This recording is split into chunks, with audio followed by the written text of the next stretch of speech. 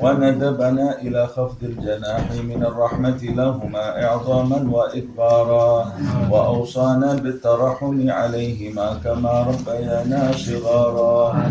اللهم فارحم والدينا، اللهم فارحم والدينا، اللهم فارحم والدينا واغفر لهم وارحمهم وارض عنهم رضا تحل به عليهم جوامع رضوانك ومواتن عفوك وغفرانك، وتحلهم به دار كرامتك وأمانك، وأدر به عليهم لطائف برك وإحسانك. اللهم اغفر لهم مغفرة جامعة تمحو بها سالف أوزارهم وسيئ إصرارهم، وارحمهم رحمة تنير لهم بها المجيع في قبورهم وتؤمنهم بها يوم الفزع عند نشورهم. اللهم تحنن على ضعفهم كما كانوا على ضعفنا متحننين، وارحم انقطاعهم إليك كما كانوا في حال انقطاعنا إليهم راحمين، وتعطف عليهم كما كانوا علينا في حال صغرنا متعطفين. اللهم احفظ لهم ذلك الود الذي أشربته قلوبهم، والحنانة التي ملأت بها صدورهم، واللطف الذي شغلت به جوارحهم، واشكر لهم ذلك الجهاد الذي كانوا فينا مجاهدين، ولا تضيع لهم ذلك الاجتهاد الذي كانوا فينا مجتهدين، وجازهم على ذلك السعي الذي كانوا فينا ساعين، والرعي الذي كانوا فينا راعين، أفضل ما جزيت به السعاة المصلحين والرعاة الناسحين. اللهم برهم أضعاف ما كانوا يبروننا، وانظر إليهم بعين الرحمة كما كانوا ينظروننا. اللهم هب لهم ما ضيعوا من حق ربوبيتك بما اشتغلوا به في حق تربيتنا، وتجاوز عنهم ما قصروا فيه من حق خدمتك بما آثرون به في حق خدمتنا، واعف عنهم ما ارتكبوا من الشبهات من أجل ما اكتسبوا من أجلنا، ولا تؤاخذهم بما دعتهم إليه الحمية من الهوى بما غلب على قلوبهم من محبتنا، وتحمل عنهم الظلمات التي ارتكبوها فيما اجترحوا لنا وسعوا علينا، والتف بهم في مضاجع البلا لطفا يزيد على لطفهم في أيام حياتهم بنا.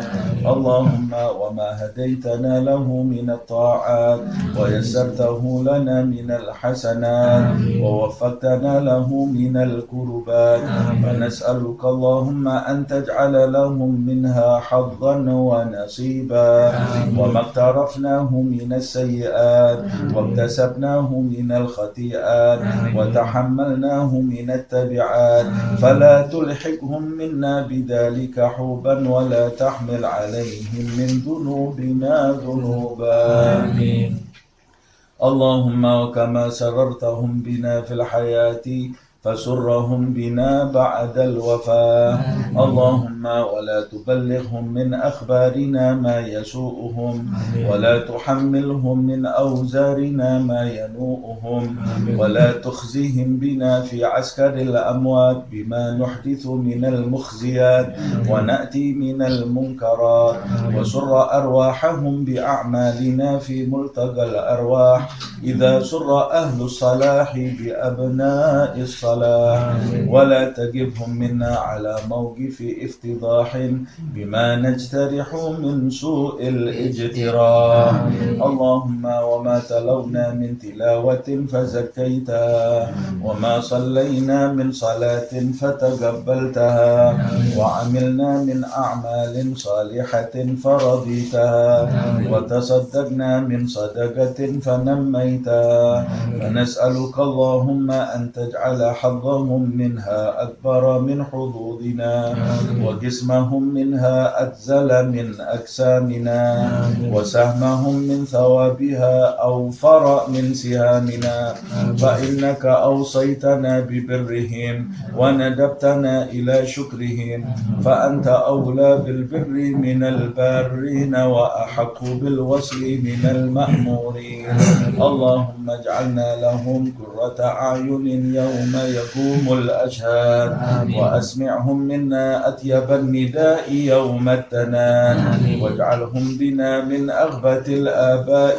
بالأولاد حتى تجمعنا وإياهم والمسلمين جميعا في دار كرامتك ومستقر رحمتك ومحل أوليائك مع الذين أنعمت عليهم من النبيين والصديقين والشهداء والصالحين وحسن أولئك رفيقا ذلك الفضل من الله وكفى بالله عليما وصلى الله على سيدنا محمد وآله وصحبه وسلم والحمد لله رب العالمين الفاتحة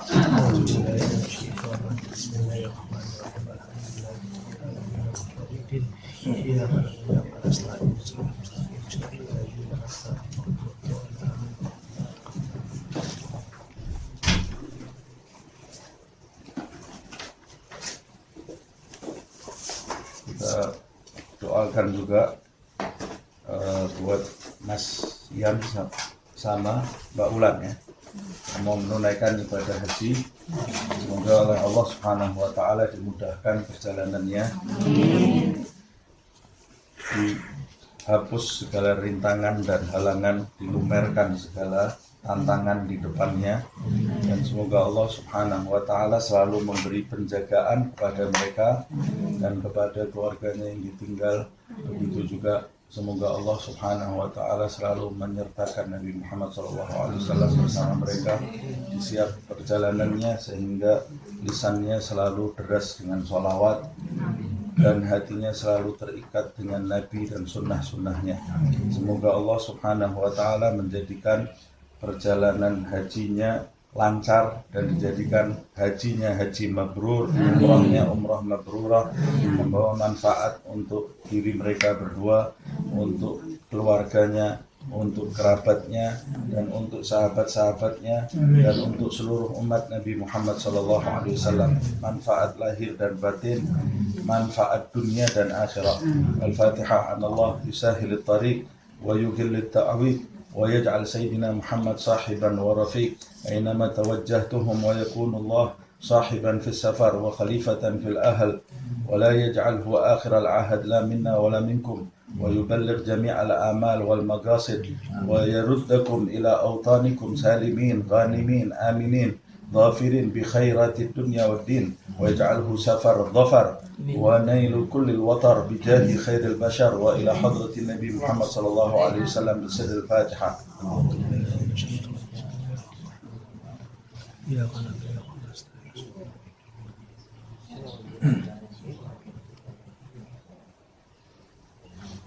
أستودع الله دينكم وأمانتكم وأهلكم ومن معكم وما معكم. Ucapkan qabilna al-wadi'ah. Qabilna al-wadi'ah.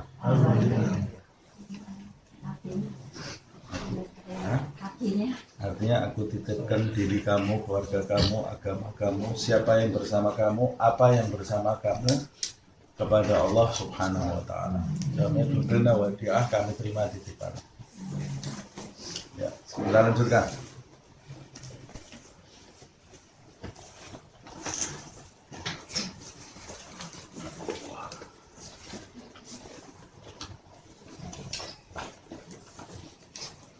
Mudah-mudahan kita semua juga diberi kesempatan haji ziarah Nabi Muhammad SAW.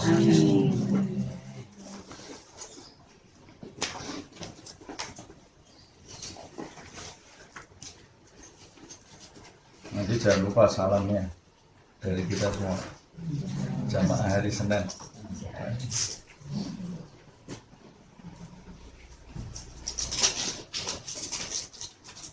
Kita lanjutkan surat Al-Maidah ya. Bismillahirrahmanirrahim. Alhamdulillahirabbil alamin. nawaitu ta'allum wa ta'lim wa naf'a wal intifa' wa tadhakkur wa tadhkir wal ifadah wal istifadah wal hath 'ala tamassuk fi kitabillah wa sunnati Rasulillah sallallahu alaihi wasallam wa ibtigha'a mardatihi wa thawabihi wa qurbihi. Kita sampai di surat Al-Maidah ayat ke-3 ya.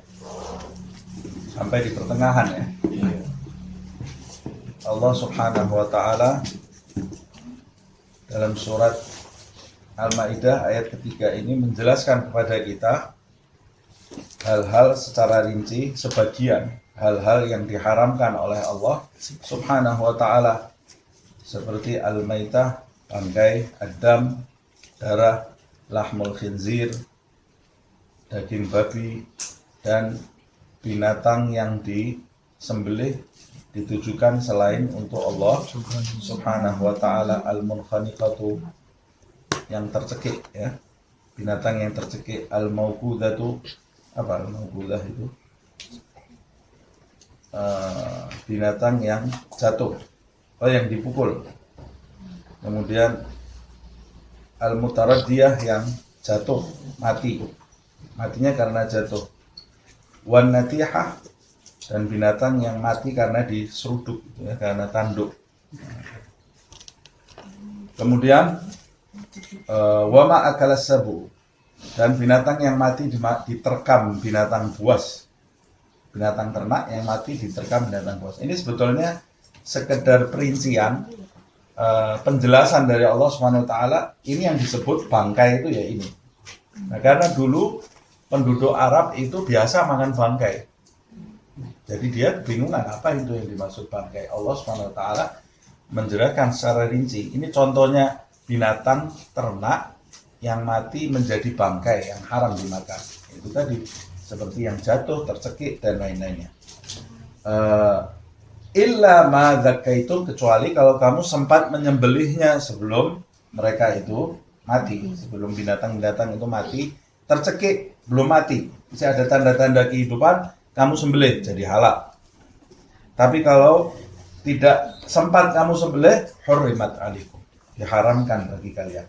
Wa ma dzubiha 'ala nusubi wa an tastaqsimu bil azlam. Ini sampai di sini pembahasan kita kan.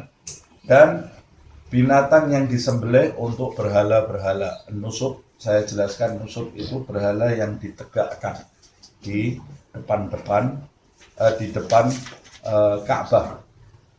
Jadi mereka kadang-kadang di dalam Ka'bahnya ada 360 berhala. Di depan Ka'bahnya itu mereka memancang, di depan Ka'bah itu batu-batu yang mereka sembah juga. Nanti kalau dapat batu yang lebih bagus, batu yang lama dibuang, ganti batu yang bagus. Jadi Tuhannya direvisi, disembelih oleh mereka. Nah, kadang-kadang mereka sembelih binatang ternak, kemudian darahnya mereka percikan di batu-batu tadi. Nah, yang selesai mereka sembelih itu karena ditujukan untuk berhala, tidak boleh kamu makan.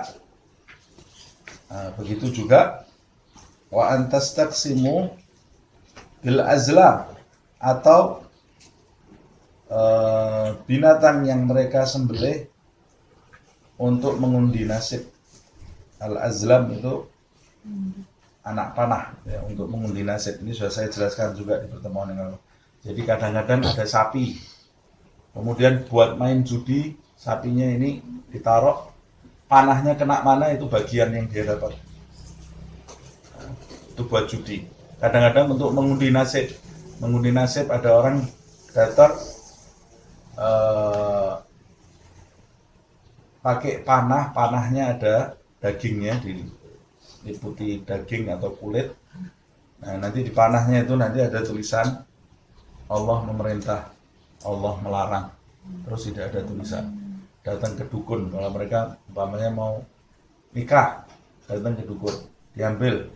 Kalau dapat panahnya yang bertuliskan Allah memerintah, oh berarti nikah ini. Kalau dapat panahnya yang Allah melarang, mereka tidak jadi menikah.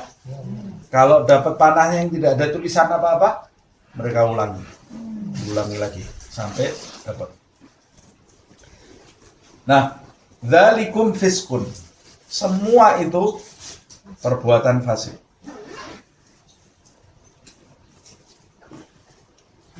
Jadi maksudnya kalau kamu langgar, kamu makan sembelihan itu semua perbuatan fasik.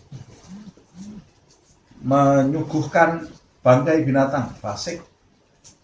Makan darah yang sudah dikentalkan jadi saren fasik. Menjualnya juga perbuatan fasik. Lahmul khinzir fasik.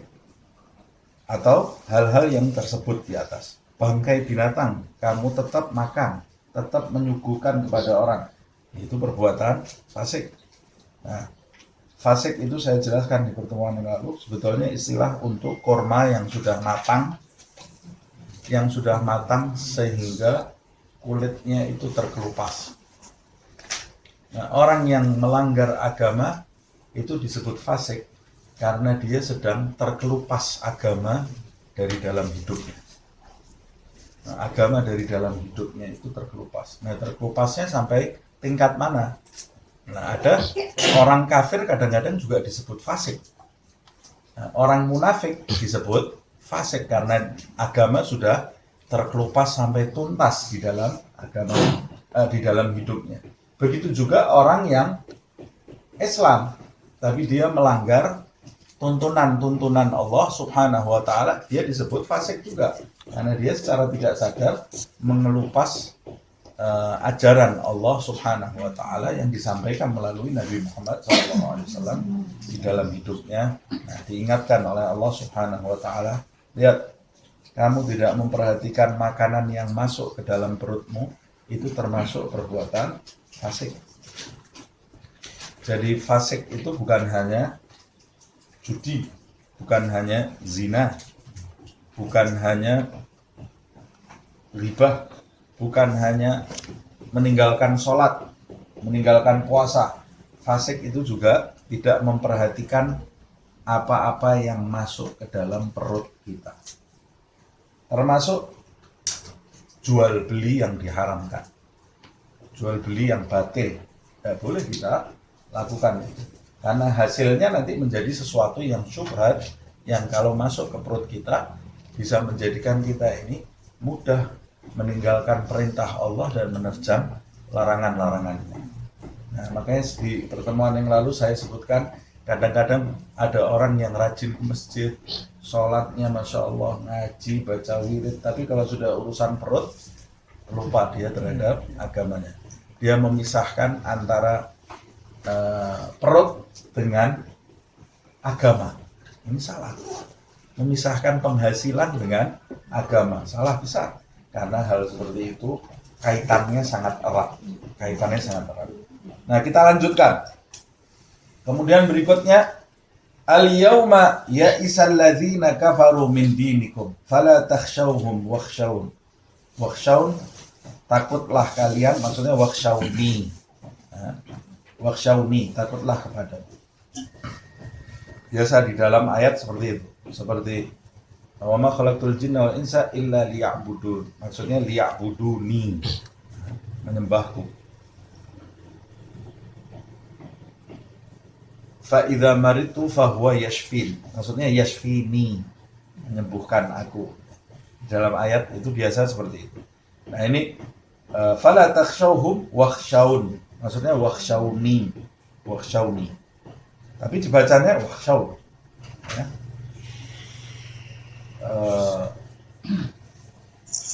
Alhamdulillah. Ada yang menunjukkan keakuannya, itu kasroh. Kasroh itu menandakan, itu sebetulnya di depannya ada ya. Ya kan?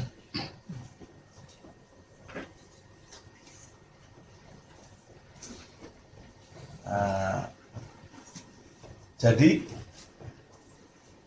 Allah kemudian mengatakan al-yauma ya'isal ladzina kafaru min dinikum. Hari ini orang-orang kafir telah berputus asa dari agama kalian. Berputus asa dari agama kalian. Maksudnya berputus asa terhadap agama kalian. Apa ini kaitannya dengan penjelasan di atas? Jadi seperti tidak ada hubungannya kan? Berbicara tentang sembelihan, tentang binatang yang haram dimakan, tahu-tahu kok loncat. Orang-orang kafir telah putus asa terhadap agama kalian. Sebagian ahli tafsir mengatakan karena larangan memakan bangkai, memakan darah, memakan binatang-binatang yang sudah disembelih untuk selain Allah, itu larangan yang berat untuk orang-orang Arab di masa itu. Mereka menerima itu berat sekali. Plus karena kondisi mereka tidak berlebih-lebih. Sebagian besar di antara mereka ini kondisinya minim. Kok ada bangkai nggak dimakan? Sayang-sayang. Nah, jadi larangan ini juga memang itu kebiasaan mereka. Makan bangkai itu sesuatu yang biasa buat mereka pada waktu itu. Nah, tiba-tiba dilarang, ini larangan yang sangat berat untuk mereka. Sehingga kata sebagian ahli tafsir, mereka yang para sahabat yang saat itu mengikuti tuntunan Allah ini, itu adalah orang-orang yang benar-benar kuat keimanannya. Kuat keimanannya. Benar-benar menyerahkan diri mereka kepada Allah Subhanahu wa ta'ala. Pada saat hamba itu sudah menyerahkan dirinya kepada Allah, pasrah terhadap ketentuan Allah Subhanahu wa ta'ala, pada saat itu musuh-musuh Allah akan putus asa terhadap hamba tadi. Paham maksud saya? Akan putus asa. Tapi ketika kita ini tidak pasrah kepada Allah Subhanahu wa ta'ala, terhadap ketentuan Allah Subhanahu wa ta'ala, maka musuh-musuh Allah itu masih bisa berkelit di dalam hidup kita. Masih bisa mengganggu kita. Masih bisa menarik kita berpaling dari Allah, berpaling dari Nabi Muhammad SAW. Masih mudah menipu kita. Masih mudah mereka ini mengarahkan kita ke jalan yang tidak diridhoi oleh Allah Subhanahu wa ta'ala. Sampai kita ini benar-benar percaya kepada Allah. Tunduk kepada Allah Subhanahu wa ta'ala. Nah, itu dibuktikan dengan tunduk kepada aturan-aturan Allah Subhanahu wa ta'ala, walaupun itu berat di dalam hidup kita.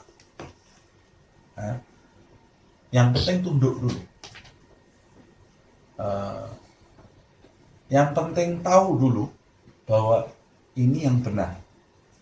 Ada orang yang menyesuaikan ajaran itu dengan nafsunya. Nah, ini termasuk orang yang tidak tunduk. Al-Quran itu dia tafsirkan sesuai dengan apa yang dia inginkan. Ini orang yang tidak tunduk kepada Allah Subhanahu wa ta'ala. Umpamanya dia tidak mau pakai jilbab, umpamanya. Tidak mau pakai kerudung. Dia tafsirkan ayat itu, pemahamannya seakan-akan kerudung itu tidak wajib. Bisa saja. Kalau mau diutak-atik tafsir Al-Quran itu bisa saja. Nah, kalau mau cari pendapat yang menyimpang, ya ada juga pendapat yang menyimpang. Dia mengikuti pendapat yang menyimpang itu karena itu sesuai dengan keinginan dia. Pada saat ini dia tidak termasuk orang yang tunduk. Atau dia melakukan perbuatan yang salah, kemudian dia menggunakan ayat-ayat dan hadis Rasulullah SAW untuk membenarkan apa yang dia jalani dalam kondisi salah itu. Ini tidak termasuk orang yang tunduk. Nah, orang yang tunduk itu bagaimana? Orang yang tunduk itu, walaupun dia belum bisa melaksanakan ajaran itu, dia menyadari terlebih dahulu, ini yang benar, saya yang salah. Ini orang yang tunduk. Jadi dia walaupun belum bisa melakukan itu, dia tahu kalau dirinya salah.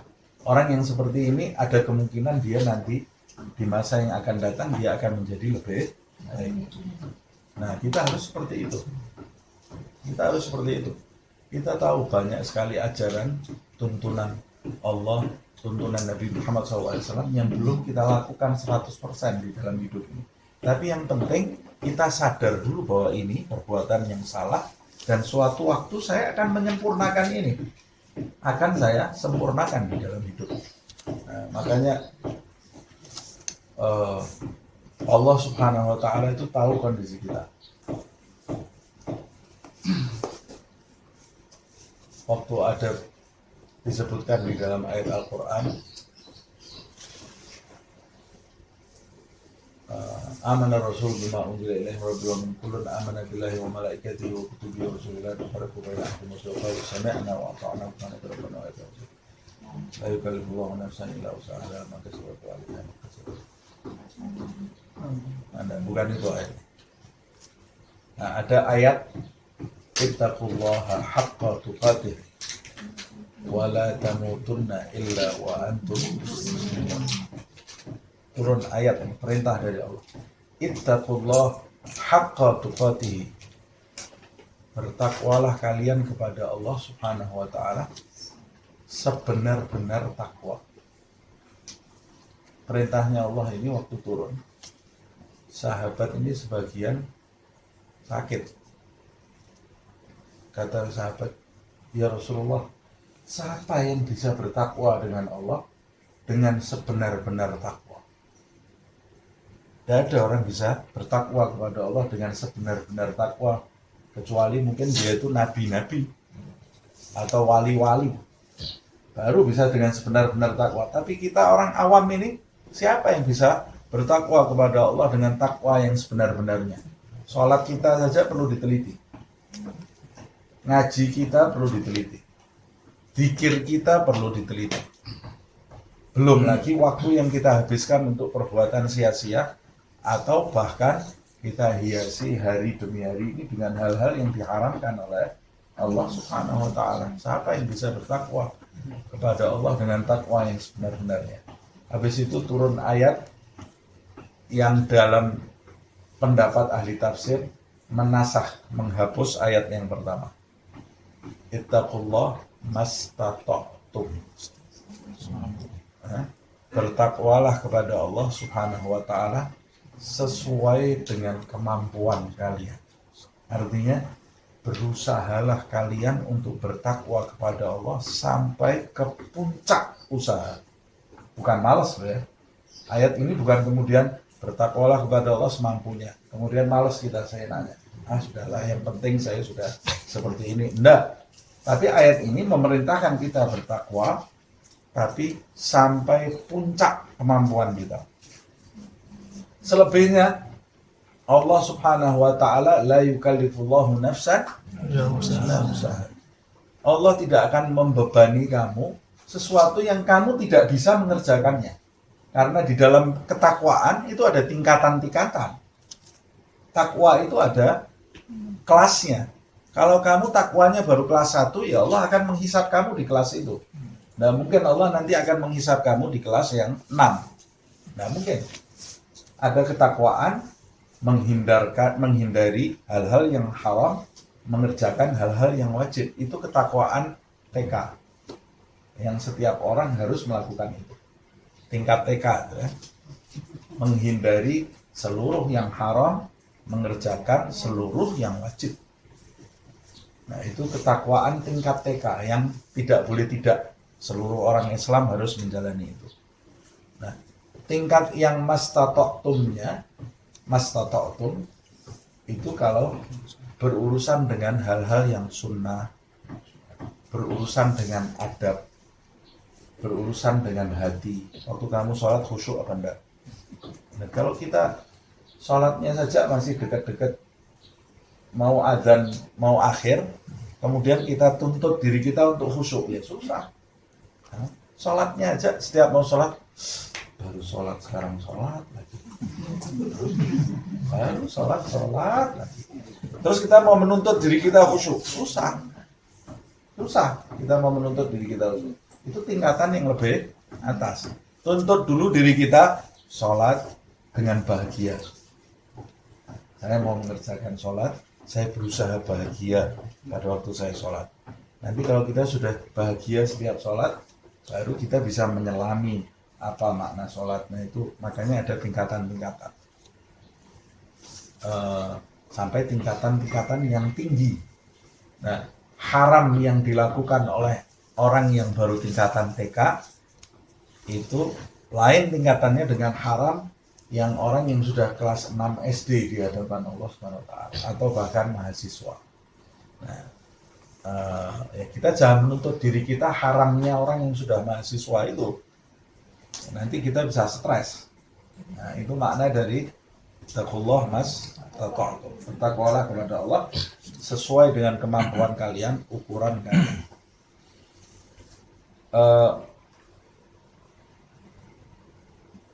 Makanya di dalam ayat ini Allah Subhanahu wa taala menjelaskan tentang ketakwaan, ya. Ketakwaan kepada Allah Subhanahu wa taala dengan menjalani hal-hal ini yang setelah diharamkan oleh Allah Subhanahu wa taala harus kita tinggalkan. Ini berkaitan dengan ketakwaan. Nah, seorang muslim kalau dia sudah memiliki ketakwaan di dalam hatinya kepada Allah Subhanahu wa taala, ya isal ladzina kafaru, maka orang-orang kafir akan putus asa min dinikum, dari agama yang ada di dalam diri kamu. Mereka tidak bisa merusak agama kamu lagi. Nah, kenapa orang Islam sekarang kok gampang dirusak agamanya? Karena tidak ada ketundukan tadi, tidak ada ketakwaan di dalam dirinya. Makanya mudah dirusak, mudah dipalingkan dari jalan yang benar. Jadi satu-satunya cara bagi kita untuk selamat dari pengaruh yang buruk yaitu meningkatkan ketundukan kita kepada Allah Subhanahu wa taala, yang percaya kepada Allah, percaya kepada Allah, percaya kepada Nabi Muhammad sallallahu alaihi wasallam dan diikuti. Itu yang menunjukkan ketakwaan.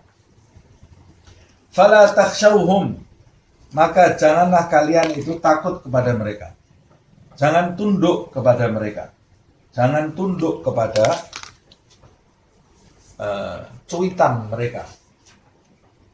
Mereka itu dari zaman dulu menghembuskan berita-berita yang menjadikan hati orang yang mengikuti Allah, Rasulullah itu ciut. Menghembuskan berita yang menjadikan kita ini ragu terhadap ajaran Nabi Muhammad SAW sejak zaman dulu, ya. Apalagi di zaman Nabi menyampaikan dakwahnya, orang-orang musyrik itu tidak pernah istirahat menghembuskan berita-berita yang tidak benar terhadap Nabi Muhammad SAW. Begitu juga Yahudi dan Nasrani, Ahlul Kitab, yang di masa itu juga menentang ajaran Nabi Muhammad SAW. Nah, kata Allah Subhanahu wa taala, kalau kamu sudah tunduk kepadaku, kamu tidak perlu takut lagi kepada mereka, tapi takutlah kepadaku. Jadi orang yang bertakwa itu adalah orang yang tunduk kepada aturan Allah Subhanahu wa taala. Orang yang tunduk kepada aturan Allah adalah orang yang percaya kepada Allah Subhanahu wa taala. Orang yang percaya kepada Allah, tunduk kepada aturan-aturannya, menyandang sifat takwa, dia tidak akan takut kecuali hanya kepada Allah. Tidak akan tunduk kecuali hanya kepada Allah. Dan kepada orang yang tunduk kepada Allah. Kalau dia tunduk kepada makhluk, dia tunduk kepada makhluk yang tunduk kepada Allah. Kalau dia takut kepada makhluk, dia takut kepada makhluk yang takut kepada Allah. Terhadap orang-orang yang tidak takut kepada Allah, takut tidak dia? Takut juga. Tapi takutnya lain. Takut terpengaruh.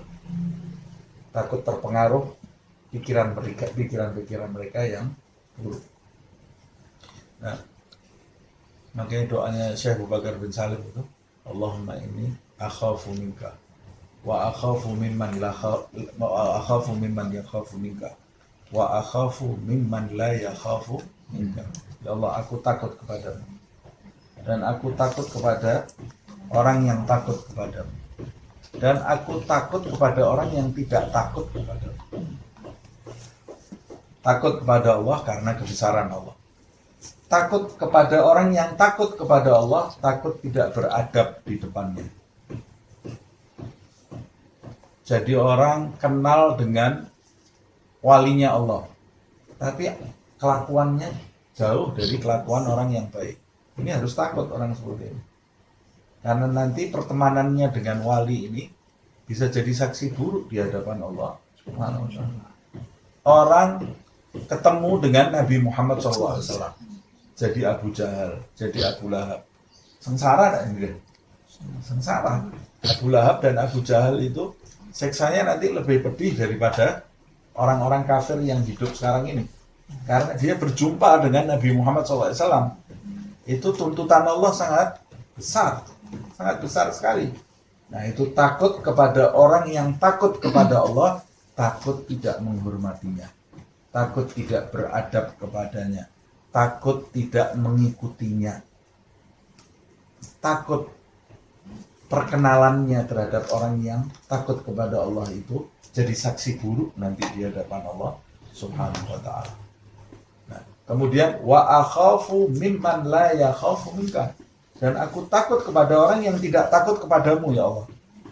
Takutnya kenapa?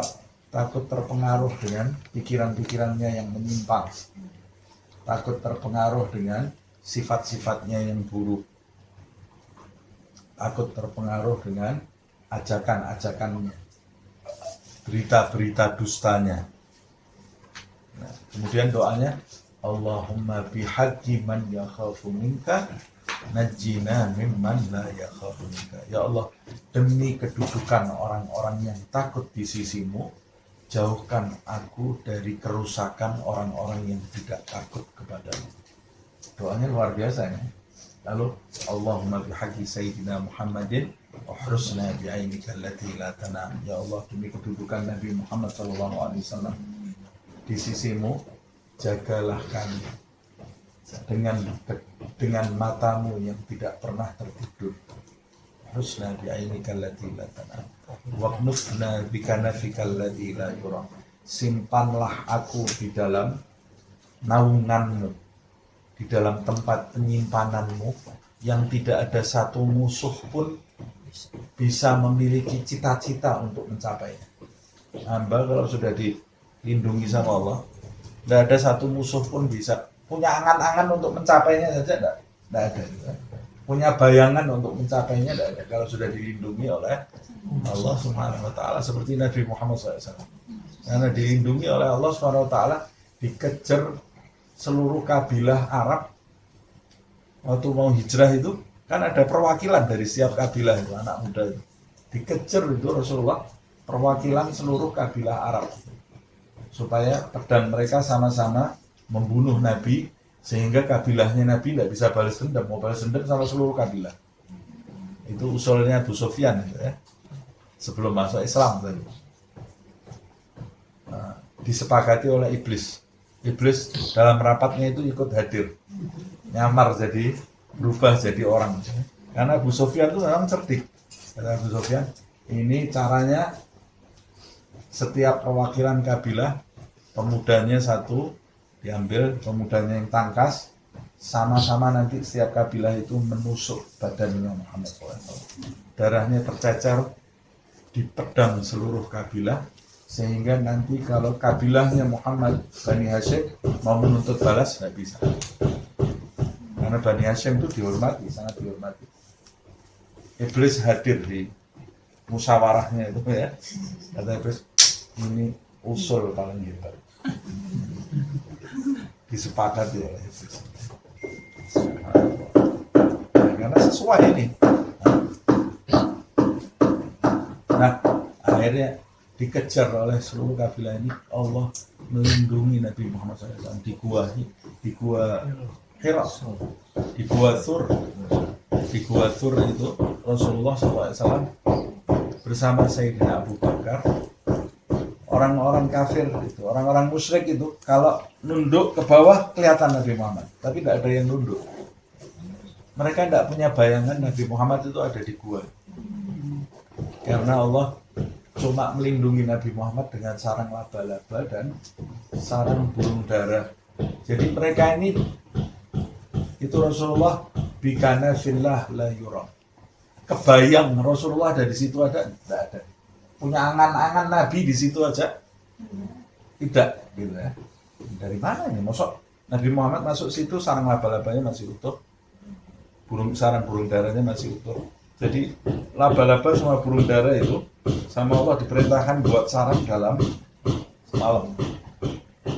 Tidak mungkin ada Nabi Muhammad. Nunduk aja enggak mereka. Kata Sayyidina Abu Bakar, saya bisa lihat satu-satu tuh orang yang di atas itu sama. Ketakutan Sayyidina Abu Bakar. Sayyidina Abu Bakar ketakutan, takut kalau Rasulullah ditangkap. Sampai akhirnya dikutip oleh Allah rasa takutnya Sayyidina Abu Bakar itu di dalam Al-Quranul Karim. Dan Nabi menenangkan Sayyidina Abu Bakar. Iqala li sahibihi la tahzan innallaha ma'ana.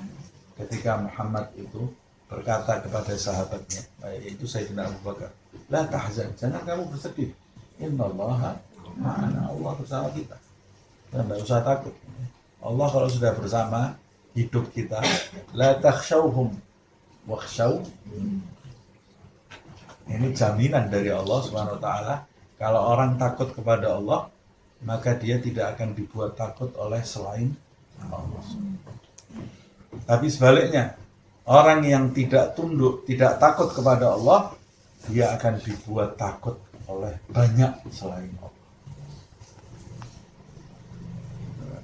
Jadi bagaimana caranya saya ini supaya tidak khawatir? Takut sama Allah. Yang takut sama Allah. Mau maksiat, takut. Hormati Allah Subhanahu wa taala di dalam hidup. Kamu ini ada di kerajaannya Allah Subhanahu wa taala. Takut mata, telinga, mulut, tangan, perut, kemaluan, kaki yang takut kepada Allah Subhanahu wa taala. Nanti kamu tidak dibuat takut kepada selain Allah. Nah, ada berita apa aja, tenang. Telur naik, tenang. Minyak naik, tenang. Apalagi yang naik? Cabai naik, bawang naik, semua naik, tenang. Hah? Gaji naik, tawan. Gaji turun, tenang. Orang yang biasa gaji lari, tenang. Karena dia sudah tidak takut. Allah yang menyebutkan la takhshawhum wakhshawun. Ini perintah Allah kepada hati kita, raga kita. Perintah Allah kepada anggota badan kita. Allah kalau memerintahkan hati kita untuk tidak takut kepada selain Allah, ya hati kita nurut tak? Allah merintahkan api saja, ya naru kuni bardan wa salaman ala Ibrahim. Apinya jadi dingin kok. Kalau hati kita sama Allah diperintahkan tunduk kepada Allah, kira-kira dia nurut tak? Pasti nurut lah. Syaratnya la takhshawhum. Jangan kamu takut kepada mereka. Wakhshawni. Jadi syaratnya tunduk kepada Allah, nanti kita tidak takut kepada selain Allah Subhanahu wa taala. Al-yawma ya'isal ladzina kafaru min dinikum fala takhshawhum wakhshawni. Al-yawma. Nah, yang perlu kita bahas juga al-yawma. Kata al-yawma itu bisa berarti hari ini. Hari ini itu di dalam bahasa Arab bisa berarti di satu waktu yang telah ditentukan secara detail. Nah, kalau yang dimaksud al-yauma di sini adalah hari secara detail, berarti yang dimaksud al-yaum di sini adalah bulan Dzulhijjah di akhir umurnya Nabi Muhammad SAW.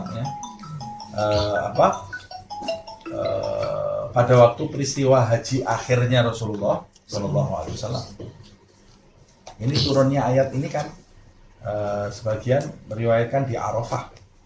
Pada waktu Nabi di Arafah, di haji yang terakhir itu haji wada, makanya disebut haji wada, haji perpisahan. Kalau kita kan tidak ada haji wada, yang ada tawaf wada. Tawaf wada, tawaf perpisahan dengan Mekah. Nabi itu ada haji wada, disebut haji wada karena itu haji terakhirnya Rasulullah SAW. Setelah haji itu Rasulullah wafat di bulan Rabiul Awal. Jadi selesai haji Dzulhijjah, tanggal 13 Dzulhijjah selesai haji Nabi. Kemudian Muharram, Nabi di Mekah, masih di Mekah. Kalau tidak salah bulan Safar Nabi kembali ke Madinah. Safar Rabiul Awal meninggal itu. Makanya setelah haji itu ada peristiwa perang Hunain. Perang Hunain itu Nabi menang, membawa harta rampasan banyak sekali. Nah, Nabi itu membagi harta rampasan kepada orang-orang Mekah. Karena orang Mekah itu banyak yang baru masuk Islam kan. Nah, kemudian salah paham orang Madinah ini ya. Bayangkan ini, depannya ada Rasulullah aja bisa salah paham. Orang-orang Madinah itu salah paham. Jangan-jangan Nabi ini sudah lupa dengan kita. Dulu waktu diusir sama orang Mekah, kita yang nampung. Orang-orang Ansor, kita yang menjamu Nabi, kita yang nampung. Sekarang sudah diterima sama orang Mekah, jangan-jangan Nabi ini lupa sama kita. Itu kepalanya orang-orang yang laplip gitu ya. Imannya belum kuat. Kalau sahabat yang kuat tidak mungkin seperti itu. Nah, terutama anak-anak muda Ansor waktu itu, anak-anak muda Madinah. Jangan-jangan Nabi ini sudah mulai lupa. Ya, yang tua-tua marah. Kok kamu bisa? Itu yang dapat harta rampasan semua orang Mekah semua. Pamannya Nabi itu Sayyidina Abbas itu dapat rampasan luar biasa. Pamannya sendiri itu. Emas banyak. Kata Sayyidina Abbas, ya Rasulullah ini boleh saya bawa semua? Boleh, ambil. Mau dibawa semua, mau bawa alat. Sayyidina Abbas itu buat ngangkut. Kata Rasulullah, oh tapi boleh ngambil tapi tidak boleh pakai alat. Kamu boleh ngambil tapi angkat pakai tangan kamu sendiri. Ya tidak kuat, ya sudah sekuat kamu. Tadinya sudah nyepak, disediakan besar itu, dikurangi sama dia. Tidak kuat ngangkat. Sampai akhirnya yang bisa di kantong saja yang dibawa. Ya sama aja, pinternya Nabi Muhammad SAW. Ya. Tidak boleh dibawa kecuali yang bisa dibawa pakai tangan. Ada satu orang datang ke Rasulullah, dipegang kerahnya Nabi, kerah bajunya. Ya Muhammad, adil. Hai Muhammad, bagi yang adil. Bayangkan orang Arab ini ya, kerasnya luar biasa nih, orang Mekah nih. Adil, yang adil kalau bagi rampasan. Kata Rasulullah, wahai hak, celaka kamu. Kalau aku tidak adil, terus siapa lagi yang adil di muka bumi ini? Terus orang itu meninggalkan Nabi Muhammad SAW. Kata Rasulullah, nanti keluar dari keturunan orang ini, dari keturunan orang ini akan keluar orang-orang yang menebarkan fitnah di muka bumi. Orang Islam, rajin sholat, pintar ngaji, tapi akan menebarkan fitnah di muka bumi. Mudah-mudahan itu bukan kita, insya Allah.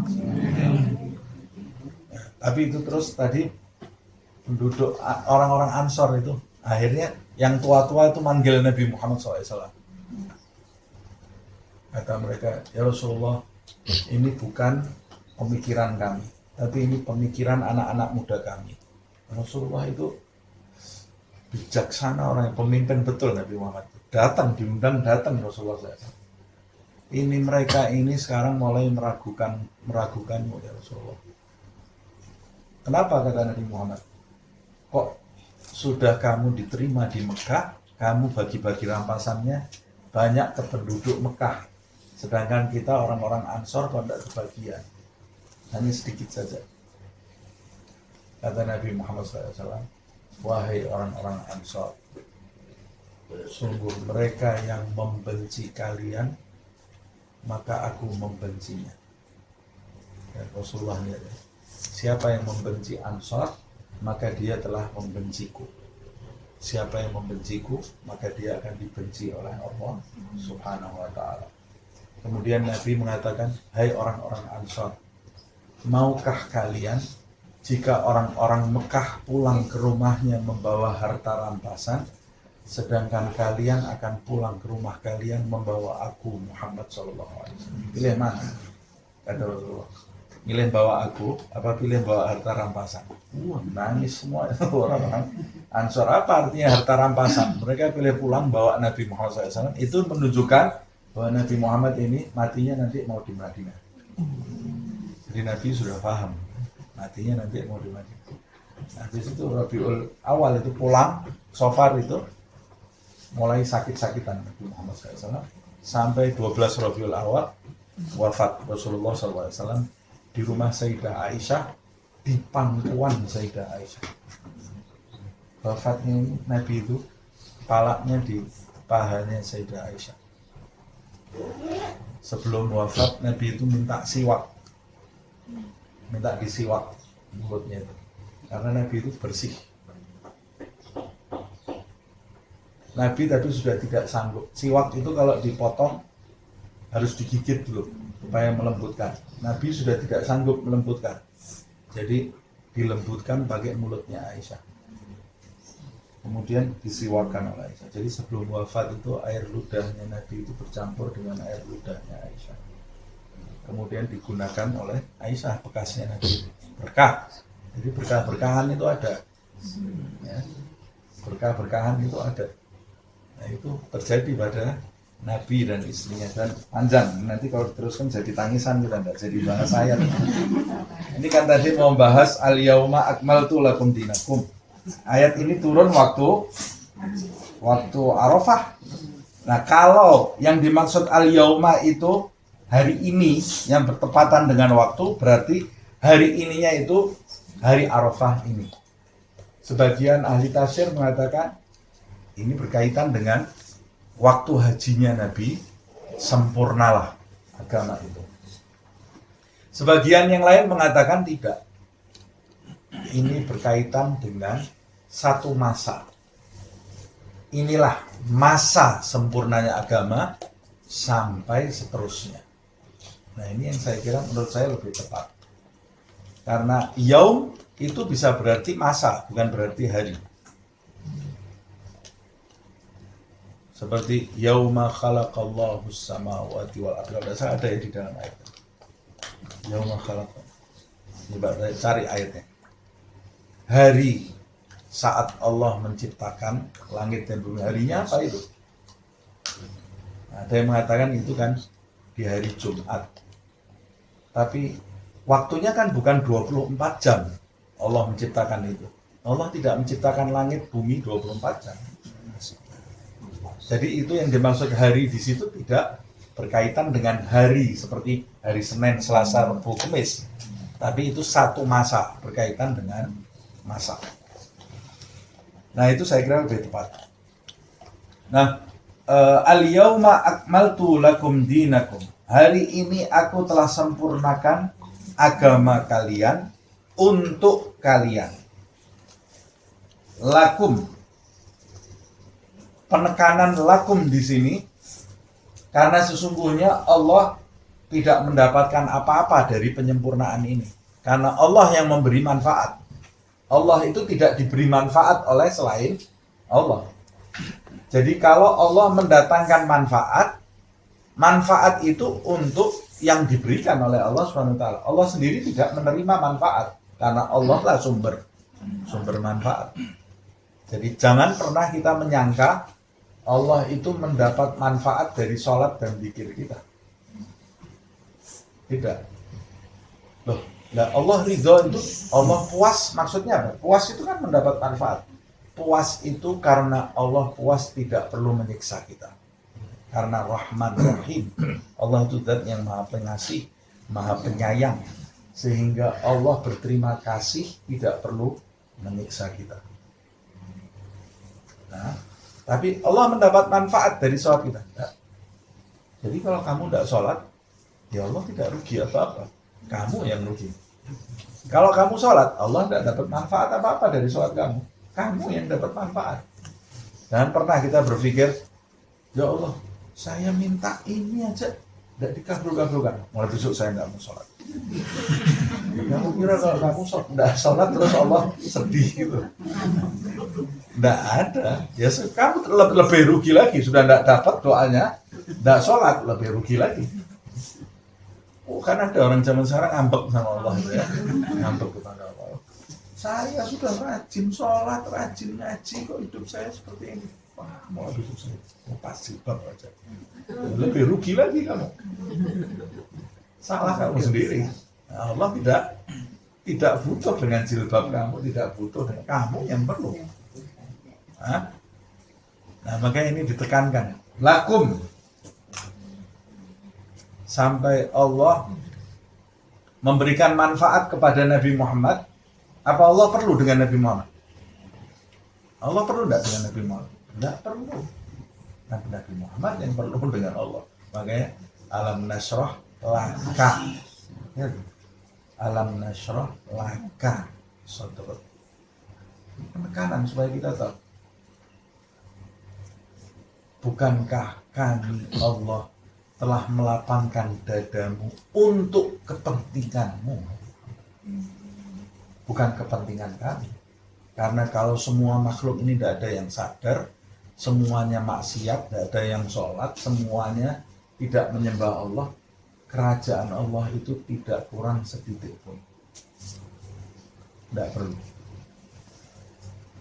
Andai semua makhluk ini semuanya sholat, zikir, tidak ada yang makan, tidak ada yang minum, tidak ada yang tidur, tidak ada yang maksiat, semuanya dari zaman Nabi Adam sampai kiamat semuanya sujud, zikir, nyebut nama Allah sampai kiamat, kerajaan Allah ini tidak bertambah setitik pun. Karena Allah tidak menerima manfaat dari siapapun. Beda dengan kita. Kita menciptakan HP tergantung dengan HP. Nah, kita ini menciptakan HP. HP ini kan tadinya benda yang tidak berguna.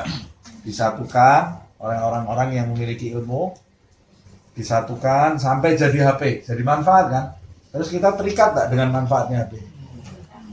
Jadi HP ini bermanfaat bukan untuk HP-nya, tapi untuk penciptanya. Itu makhluk. Sampai kita kalau ketinggalan HP stres. Padahal HP ini ciptaan manusia sendiri, tapi manusia itu jadi bergantung dengan HP itu. Sampai kalau ketinggalan HP-nya seperti ketinggalan agamanya, seperti ketinggalan Al-Qurannya. Ya Allah, kiamat dunia ini. Sudah jalan 4 kilo bisa balik lagi karena HP-nya ketinggalan. Urusan hidupnya semua ada di situ. Nah, begitu juga hal-hal yang lain. Internet, listrik, tergantung banget kita. Nah, itu manusia kalau menciptakan sesuatu, jadi jangan merasa wah, Allah pencipta, saya pencipta. Lain penciptanya. Ya. Kualitas penciptanya lain, kualitas ciptaannya lain. Nah, jadi apa yang mau kita sombongkan? Kalau Allah, al-yauma akmaltu lakum, aku telah menyempurnakan untuk kalian agama kalian, agama Islam. Disempurnakan ajarannya oleh Allah Subhanahu wa ta'ala. Wa atmamtu alaikum ni'mati. Atmamtu artinya apa? Jadi sama. Tam itu bisa berarti sempurna, bisa berarti cukup. Wa atmamtu alaikum ni'mati, dan aku telah mencukupkan, yaitu menyempurnakan juga. Menyempurnakan, mencukupkan nikmatku. Wa atmamtu alaikum, untuk kalian, nikmati.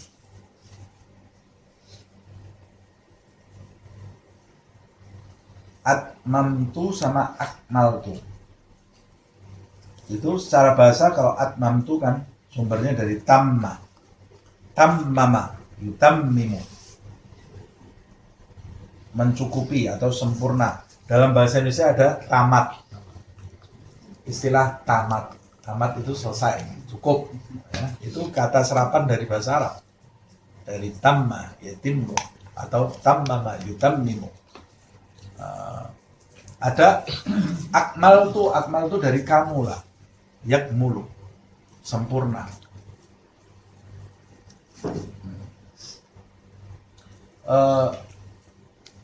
Tapi ada perbedaan antara tamma dengan kamula itu. Apa perbedaannya? Jadi sebagian ahli tafsir mengatakan kalau kamula, akmal itu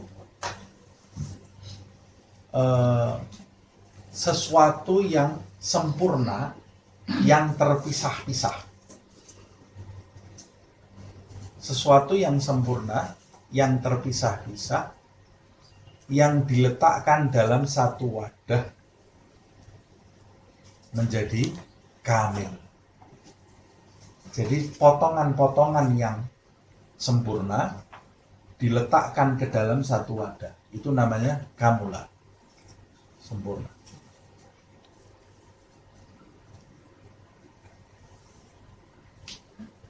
Nabi Muhammad itu insan kamil. Sempurna semuanya. Matanya sempurna, telinganya sempurna, mulutnya sempurna, tangannya sempurna, rambutnya sempurna, jasadnya ini sempurna.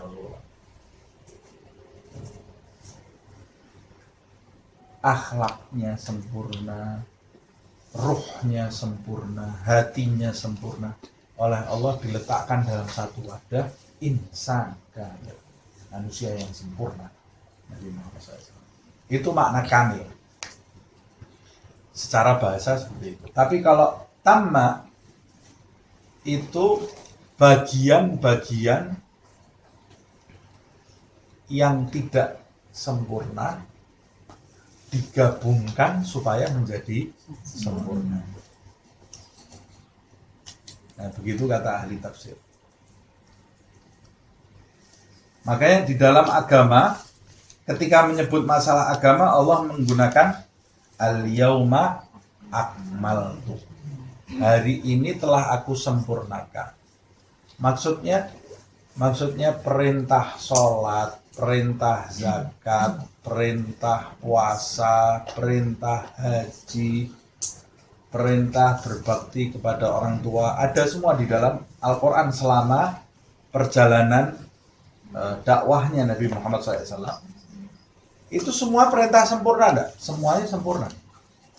Digabungkan oleh Allah dalam satu wadah, yaitu wadah agama. Ini loh agama. Jadi digabungkan semua dalam wadah agama Islam. Ini agama Islam. Agama Islam itu apa? Sholat, syahadat, sholat, puasa, zakat, haji, itu agama Islam. Digabungkan. Jadi sesuatu yang sempurna diletakkan di dalam wadah Islam, agama Islam. Nah, itu al-yauma akmaltu lakum dinakum wa atmamtu alaikum ni'mati. Nikmat. Kita ini dapat nikmat tak dari Allah? Wah, banyak sekali nikmat kita ini. Nikmat hidup, nikmat bisa mendengar, bisa berbicara, bisa melihat, nikmat punya keluarga, punya sahabat. Wa in ta'uddu ni'matallahi la tuhsuha. Kalau kamu mencoba menghitung-hitung nikmat yang diberikan Allah kepadamu, kamu tidak mungkin mampu. Terlalu banyak nikmat yang diberikan Allah SWT. Tapi seluruh kenikmatan Allah yang diberikan Allah kepada kita ini tidak akan mencukupi hidup kita kalau tidak dibarengi nikmat Islam. Kalau tidak ada nikmat Islam di dalam hidup kita, seluruh nikmat itu jadi kurang. Mau kayanya seberapa, rumahnya ada ratusan, nggak pernah sholat, miskin guys. Mau hebatnya ilmunya seperti apa, nggak kenal Nabi Muhammad, miskin, bodoh dia. Orang bodoh itu ya, Walaupun orang memandang dia hebat. Nah, kesempurnaan nikmat kita ini dicukupi oleh Allah dengan al-yauma akmaltu lakum dinakum. Setelah agama itu disempurnakan di dalam wadah Islam, pada saat itu kenikmatan kalian, hai umat Muhammad SAW, telah aku penuhi. Makan kalian, makannya orang Islam. Tidur kalian, tidurnya orang Islam. Minum kalian, minumnya orang Islam. Nikah, nikahnya orang Islam. Kerja, kerjanya orang Islam. Itu tuntunan agama, harus dipraktekkan. Mau masuk kamar mandi, masuk kamar mandinya orang Islam. Beda sama bukan orang Islam. Ada tuntunannya. Kalau kita masuk kamar mandi, tidak peduli kaki kanan, kaki kiri, mana Islamnya? Kamu ini harus beda. Orang Islam sama non-Muslim itu tidak ubahnya seperti sapi, kambing yang tidak tahu tuntunan. Kasarnya seperti itu. Kita ini diajari tuntunan oleh Allah. Al-yauma akmaltu lakum. Gunakan itu supaya atmamtu alaikum ni'mati. Kalau agama ini kita cabut dari dalam diri kita, kita miskin. Tapi kalau agama itu kita terapkan di dalam hidup kita, kita ini orang yang terkaya di dunia ini, yang tercukupi di dunia ini. Walaupun orang lain memandang kita miskin. Hakikatnya kita ini orang yang tercukupi. Nah, itu makanya digunakan wa atmamtu alaikum ni'mati, dicukupi oleh Allah Subhanahu wa taala. Dari sebelumnya kenikmatan itu tidak sempurna, digabungkan dengan kenikmatan agama oleh Allah Subhanahu wa taala. Wa raditu lakumul islama dinan. Dan aku Allah Subhanahu wa taala telah meridhai untuk kalian Islam sebagai dinan, agama. Din, agama itu dinamakan agama pertama karena setiap pemeluknya akan mempertanggungjawabkan perbuatannya nanti di hadapan Allah Subhanahu wa taala. Makanya din itu seperti akar katanya sama dengan dain. Dain itu hutang. Orang yang hutang, ya dia harus mempertanggungjawabkan hutangnya itu. Jatuh tempo harus dibayar. Nah, din itu nanti kalau jatuh tempo kita harus bayar sama Allah. Sah-sahan. Nah, itu makanya din dengan dain itu satu akar kata. Nah, Allah telah meridhoi Islam itu sebagai tanggung jawab kita nanti di hadapan Allah Subhanahu wa ta'ala. Artinya Allah telah meridhoi jalan hidup kita ini, jalan hidup yang benar, yang nanti akan dipertanggungjawabkan di hadapan Allah Subhanahu wa ta'ala. Nah, kalau yang bukan Islam tidak pakai pertanggungan jawab, sudah dari awal sudah langsung start dibuang. Bukan Islam, bukan. Khalidina fiha. Kalau bilang dalam ayat sebutkan innal ladzina kafaru min ahli kitab wal musyrikin fi nari jahannam khalidina fiha ulaika hum syarrul bariyah. Nah, kalau yang Islam, nah itu nanti ada hisab dari Allah Subhanahu wa taala. Nah, mudah-mudahan hisaban yasira. Hisab yang mudah. Tapi orang yang mati dalam keadaan Islam pasti masuk surga. Pasti masuk surga, walaupun ada yang mampir di neraka. Karena tidak ada yang masuk surga kecuali yang bersih. Nah, yang mampir di neraka itu kalau umatnya Nabi Muhammad ya sudah yang kelewat batas. Kelewat batas. Apalagi kalau umatnya Nabi Muhammad kok masuk neraka, itu berarti sudah keterlaluan betul. Diskon di mana-mana kok. Dia tidak dapat apa-apa. Ada orang setiap hari dikasih diskon promo di mana-mana, tapi dia nggak dapat apa-apa. Saya kok nggak dapat apa-apa? Ya kamu yang bodoh berarti. Sudah dibuka lebar-lebar pintu surga itu, diskon besar-besaran, kok kamu nggak dapat bagian apa-apa. Nah, umatnya Nabi Muhammad ini antara sholat sama sholat dihapus dosanya, antara Jumat dengan Jumat dihapus dosa yang terjadi di antaranya, antara Ramadan dengan Ramadan dihapus dosa yang terjadi. Kok mesti pulang bawa dosa nih, aneh ini. Berarti ini orang nggak kepingin masuk surga ini ya. Ya sudah harus mampir neraka dulu. Nah, kalau orang yang berusaha memperbaiki dirinya, berusaha menjaga mulutnya, matanya, telinganya, berusaha, ini insya Allah termasuk orang-orang yang masuk surga tanpa hisab. Amin. Atau kalau dihisab, ujung-ujungnya nanti diampuni insya Allah. Tapi tidak boleh meremehkan ya. Tidak boleh meremehkan. Wah, ini kayaknya kabar gembira nih Ustaz. Mulai santai lah saya. Enggak. Jangan santai kecuali kita kalau sudah mati dalam keadaan Islam. Jangan pernah santai di dunia ini. Dunia ini tempatnya kita bermujahadah. Nanti santainya kapan? Kalau sudah masuk kuburan dalam keadaan Islam. Itu baru santai. Nikmat. Itu nikmat luar biasa.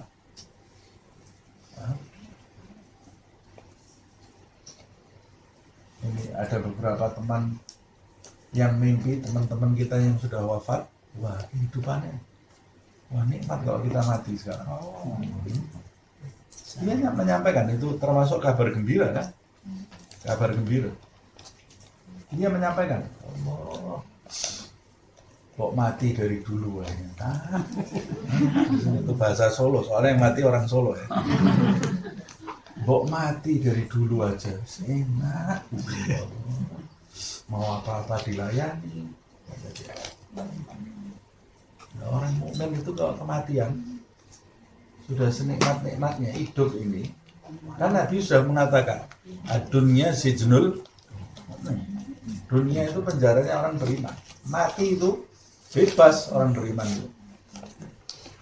Begitu mati dia bebas dari penjara, ya nikmat. Jadi tidak ada yang perlu kita takutkan. Yang perlu kita takutkan kita matinya dalam keadaan apa. Nah, itu yang perlu kita takutkan. Jangan sampai mati wala tamutunna illa wa antum muslimun. Jangan sampai mati kecuali kalian dalam keadaan muslim, dalam keadaan Islam. Begitu mati dalam keadaan Islam, itu surga abadi. Surga abadi, nikmat. Alhamdulillah, kalau matinya selain itu, yaitu neraka abadi. Famaniturra fi mahmasatin ghairu mutajanifin li'ithmina. Balik lagi terus ya. Balik lagi kemudian masalah hurrimat ini. Siapa yang dalam kondisi terpaksa, famaniturra ghairu baghin, bukan karena ingin berbuat dosa.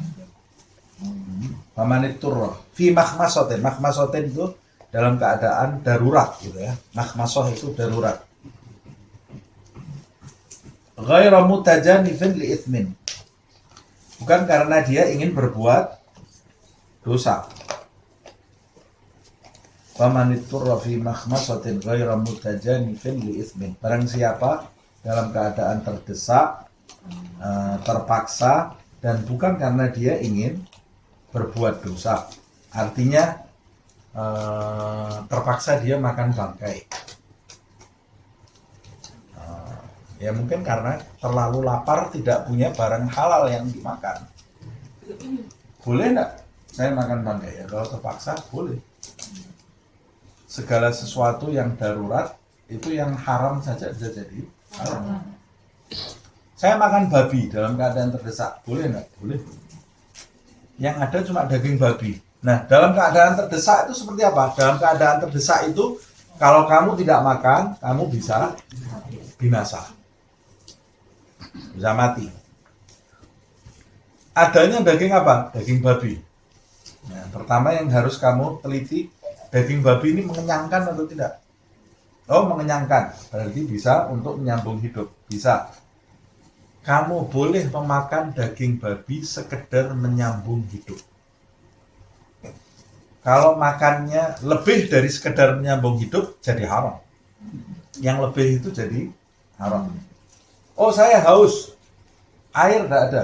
Adanya apa? Adanya arak. Padahal arak itu, nanti di ayat lain kita juga tahu arak itu diharamkan. Oh, saya ini haus luar biasa, adanya arak. Nah, pertanyaannya, arak itu bisa menghilangkan haus atau tidak? Kalau arak tidak bisa menghilangkan haus, kamu tetap haram. Oh, arak bisa menghilangkan haus. Kamu boleh minum, tapi kadar menyambung hidup. Lebih dari itu, kalau sudah berlebihan minumnya, yang lebih itu jadi haram.